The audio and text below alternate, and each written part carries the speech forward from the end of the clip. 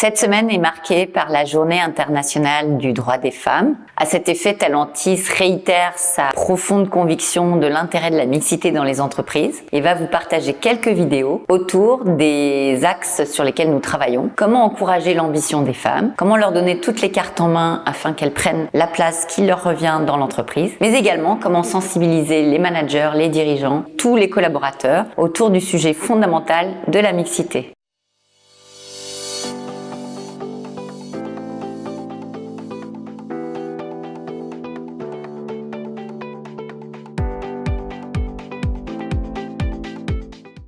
Aujourd'hui, nous allons parler du syndrome de la chic fille. Nous travaillons avec les femmes de talent dans les entreprises à différents niveaux de responsabilité pour s'assurer qu'elles ont toutes les cartes en main afin d'être repérées comme talent, développer leurs compétences, révéler leurs ambitions et réfléchir à leur carrière professionnelle. La chic fille ne concerne pas chacune d'entre vous. Mais il est intéressant de voir à quel point certains stéréotypes peuvent impacter notre influence et notre capacité à être véritablement perçus comme un talent.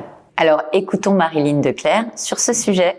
Les chiffres parlent d'eux-mêmes. Lorsqu'on regarde les statistiques en Europe et au Moyen-Orient, les femmes représentent 22% des managers, 9% des membres de COMEX et seulement 2% des CEO, alors qu'elles représentent 52% des salariés qui rentrent dans l'entreprise. Alors, le syndrome de la chic fille, qu'est-ce que c'est? Quand j'interroge les femmes que j'accompagne et que je leur demande de faire le portrait robot de cette chic fille, les mots qui ressortent sont perfectionniste, minutieuse, consciencieuse, engagée. En effet, la chic fille attache beaucoup d'importance aux moindres détails. Le niveau de qualité est essentiel. Elle est très exigeante envers elle-même et envers ses équipes. Elle a aussi du mal à dire non, parce que pour elle, c'est un enjeu de dire non. Elle a peur de ne pas être reconnue comme à la hauteur des objectifs qu'on lui fixe. Enfin, la chic fille a du mal à poser des limites et à les faire respecter, parce que pour elle, il est important d'être aimée avant d'être respectée. En fait, le fait d'être perfectionniste fait que la chic fille, elle est souvent débordée, elle manque de temps. Et donc, pour sortir de cela, la première chose que je dis aux femmes que j'accompagne, c'est de gérer différemment leur temps. Consacrer 80% de leur temps à leurs essentiels et déléguer le reste ou bâcler intelligemment.